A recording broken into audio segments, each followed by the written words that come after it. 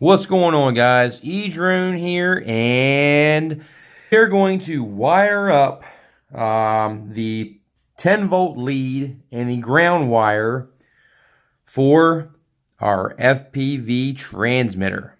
Stay tuned.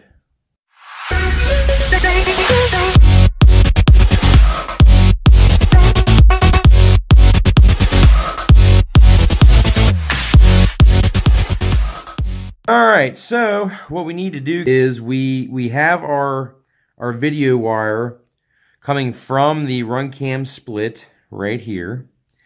What we need to do is we need to run a wire to the 10-volt pad here for the positive power. There it is right there. I'll try to zoom in for you.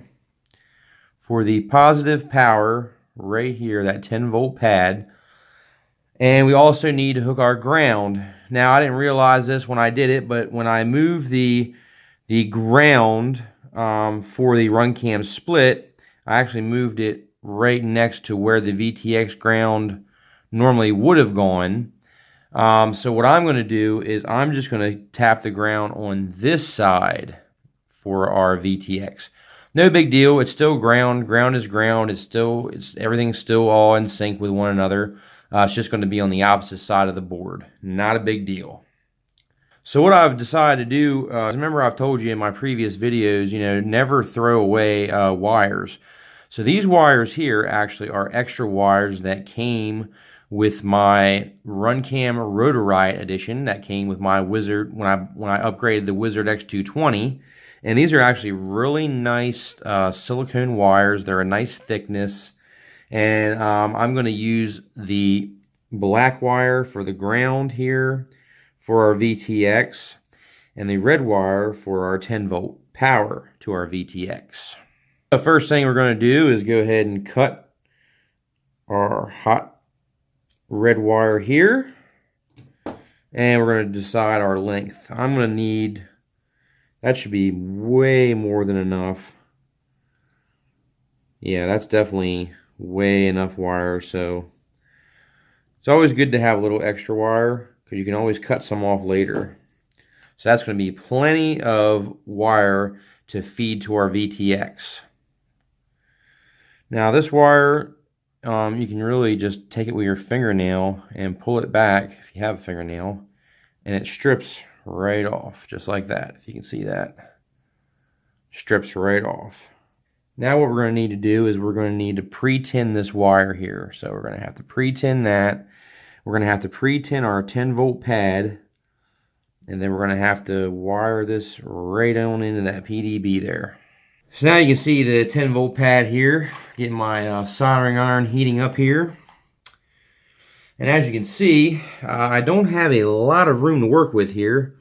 I've got a ground right next to this pad here.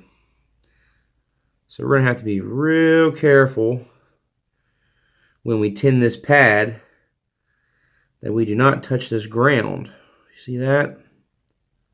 So we are real close here. We have actually a ground on either side.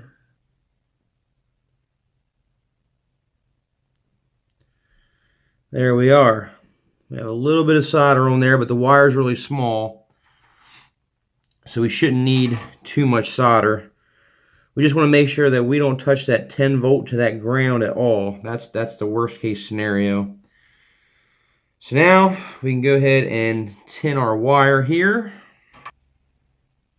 Ever so quickly heat this 10-volt wire and get it onto this 10-volt pad without bridging the ground.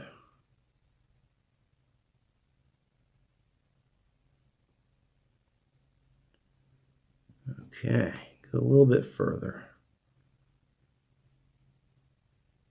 Whoops.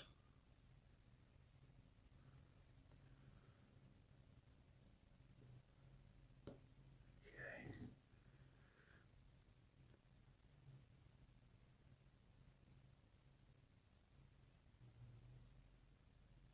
Got it.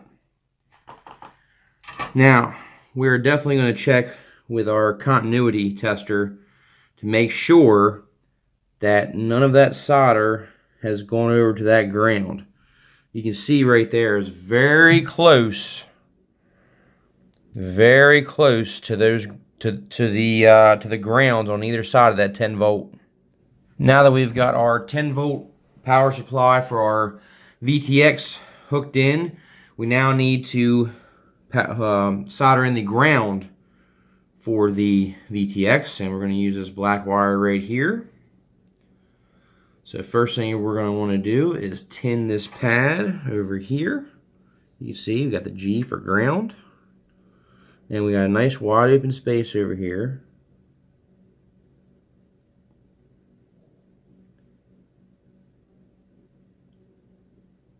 There we are. Nice little solder ball there. Now we're going to need to pre-tin.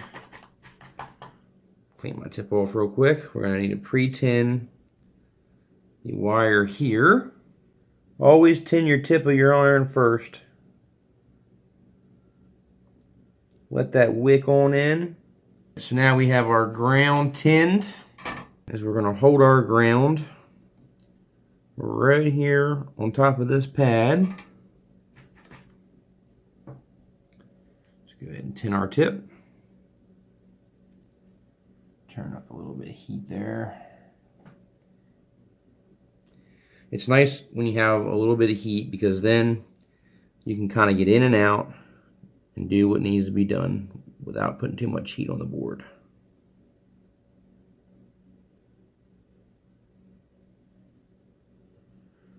Okay, we gotta be careful getting close to these other wires with this heat.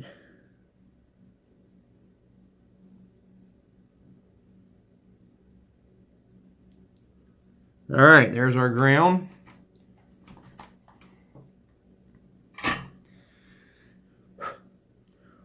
So we now have our ground hooked in, and now we're going to double check with our continuity to make sure that all these wires have a good connection for our VTX. Now it's time to check our continuity to make sure that these connections are good. So we're going to turn our voltmeter on to continuity. We're going to turn it on. Okay. We're going to double check by touching the two leads of the voltmeter together. And you can see we've got continuity. Okay. Now what we need to do is make sure we have good ground. So what we're going to do is we're going to hold the ground wire that we just soldered up to our negative lead, and we're just going to touch any ground on the board. There we go. So that's good because we want to have continuity between the grounds. Yep, see that? That's good. That means we successfully soldered this ground wire onto this pad, and that's fine. Now, what we also need to check for is there continuity between the 10 volt and ground? So what we're going to do is we're going to put this on ground, and we're going to touch our 10 volt. That's not good. Oh, wait a minute. I'm sorry. I'm on the ground. Let me flip this around. I was on the wrong solder joint there. I was like, uh-oh, that's not good. We got continuity between the ground and the positive. All right, let's try this again. All right, so we're going to go to ground. And then we're going to go to 10 volt. I'm going to try not to touch anything else. Okay, see that?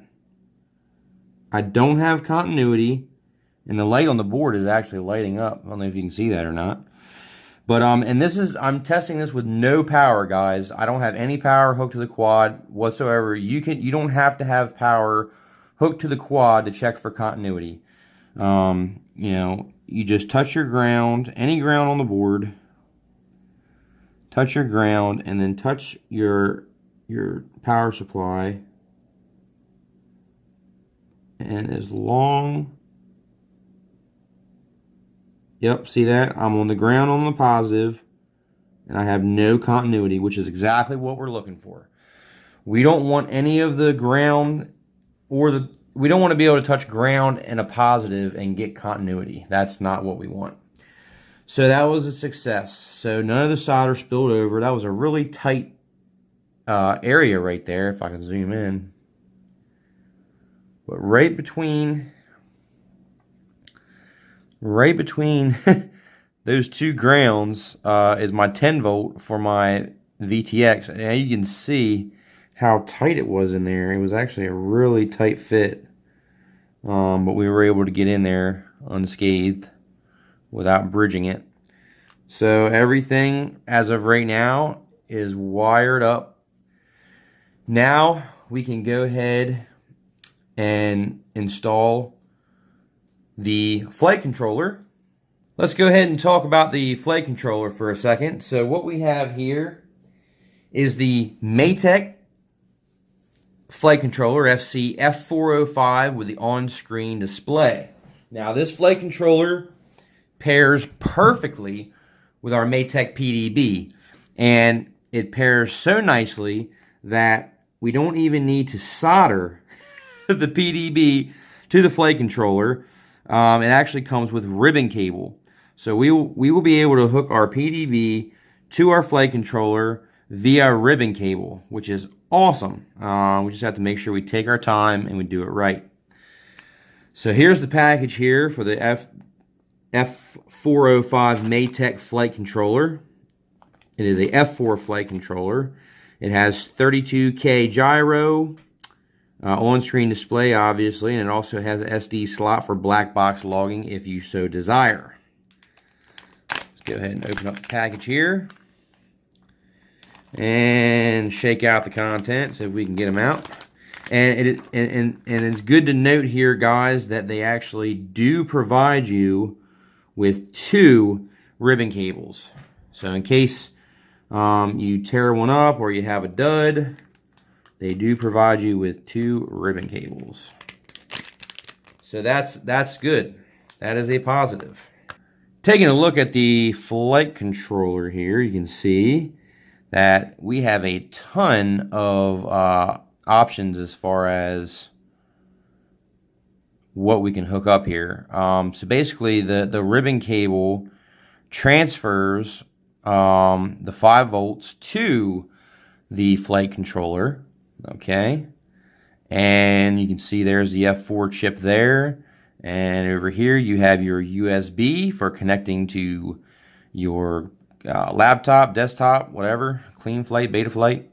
And right here you actually have a nice bootloader button here, so you can put this in bootloader mode by just pushing the button. You don't have to hold any kind of pins or anything like I had to do on the Wizard. That was a pain in the rear end.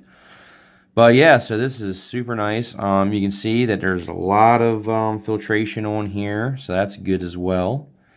We actually have hookups for S-Bus. You also have LED hookups, buzzer hookups. You have RSSI. This does have on-screen display. It also has current monitoring that you can hook in as well. And we also see we have the camera here, the VTX here, so we can power everything up here. And there's the arrow there to show you which way it should be facing forward. However, you can face this whatever way you'd like, as long as you configure it in your beta flight, clean flight. Flipping over the board here, you can see this is our ribbon cable connector here. This is our micro SD card slot there. And they also give you the option to hardwire this, hard solder this right here.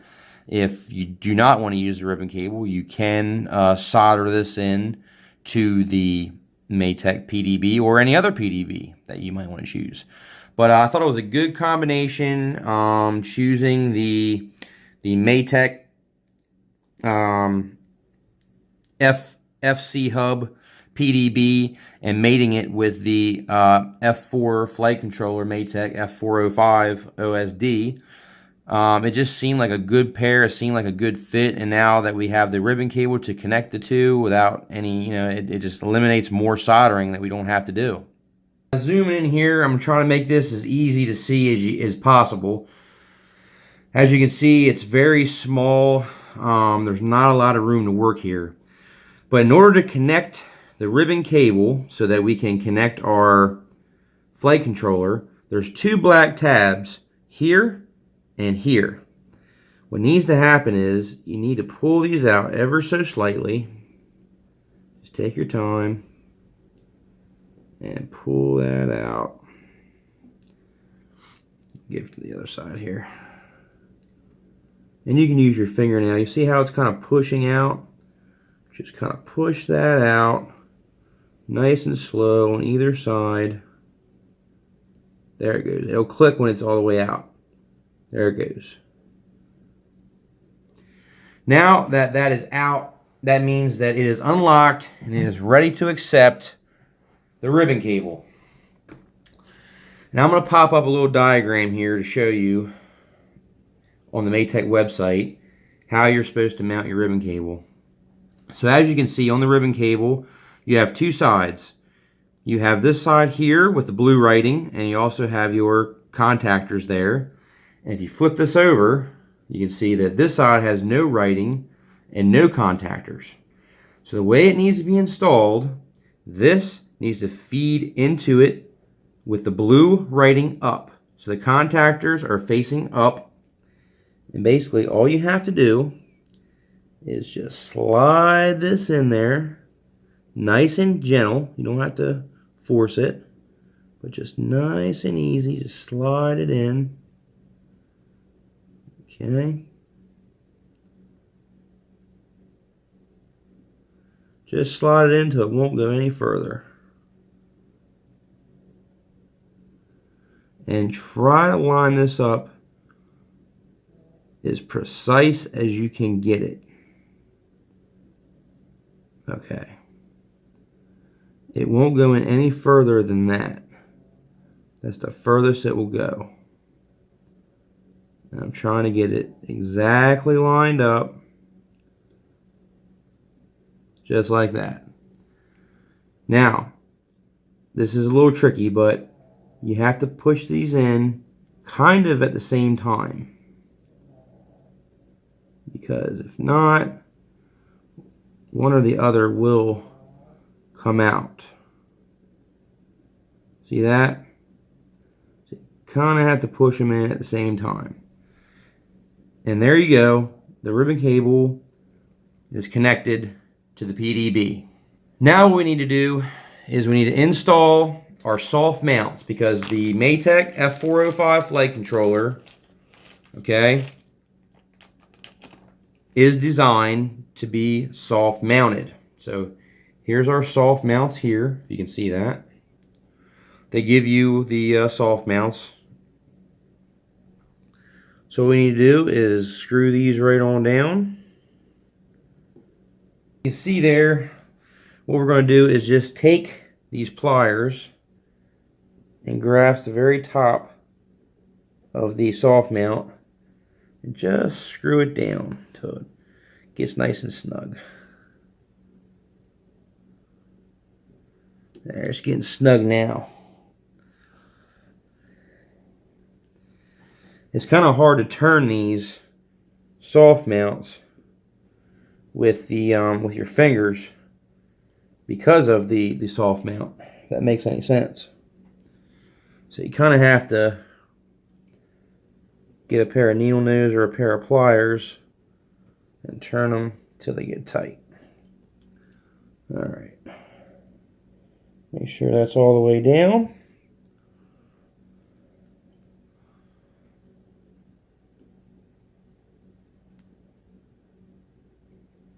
Get that nice and tight. Yeah, you don't want to have any, you don't want your PDB to have any movement. See how I've got some movement there?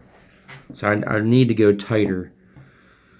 The good thing is, what we can do is once we install our flight controller, when we secure it down with the lock nuts on top, we can make sure we tighten it up good and tight. And it should hopefully spin these down a little bit further. But they are really a pickle to tighten up. I will say that. That's the one thing I don't like about the soft mounts, is they're quite difficult to tighten up. Okay, so that's what we'll do. Got a little bit of movement there, but like I said, we'll tighten it down secure when we get the flight controller mounted. So let me slide this over here so you can see the other end here. Okay.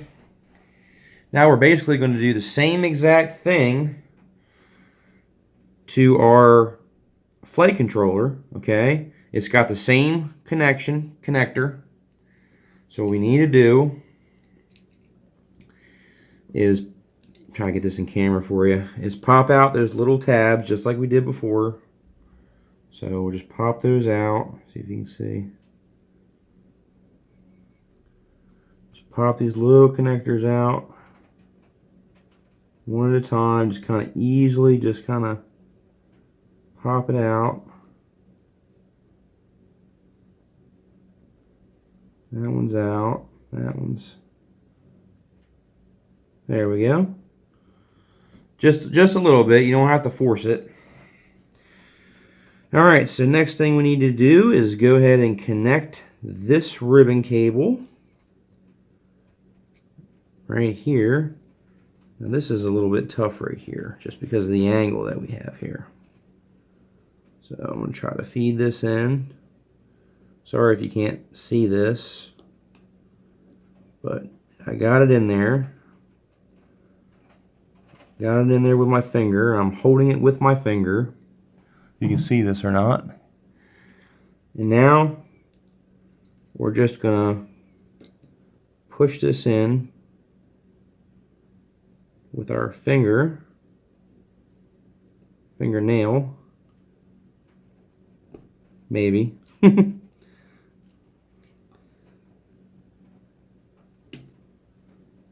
Just gonna try to use my thumb for leverage and push this in. There we go. The problem is when you tighten to one side, the other side wants to come out. So you kind of got to alternate sides until you can get it all the way in. See that?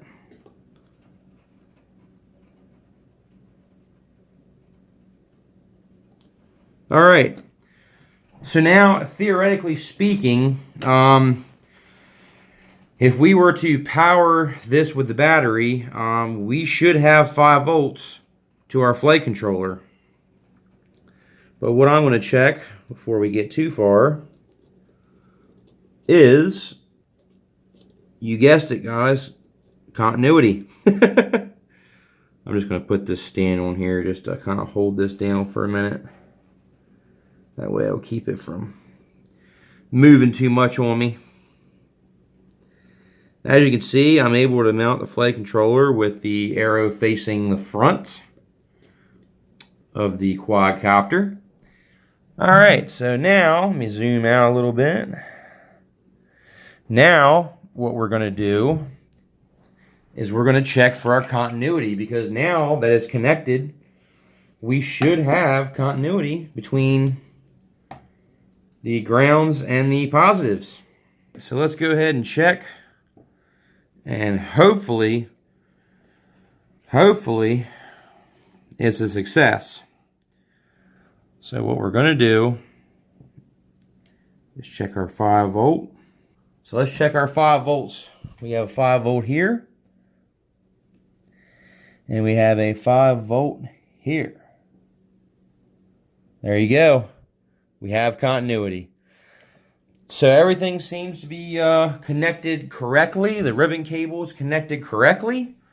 Word of advice on the ribbon cable, just take your time.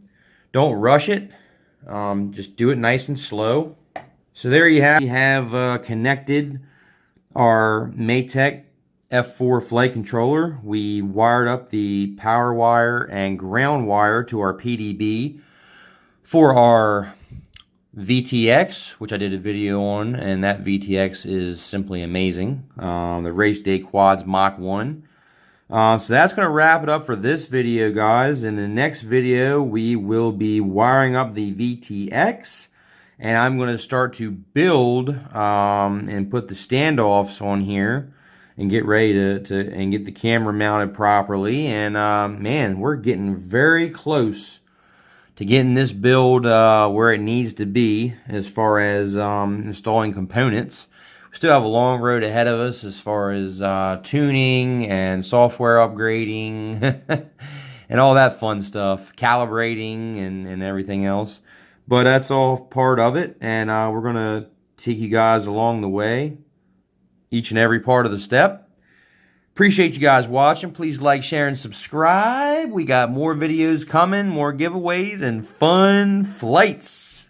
Till next time, E-Drone out.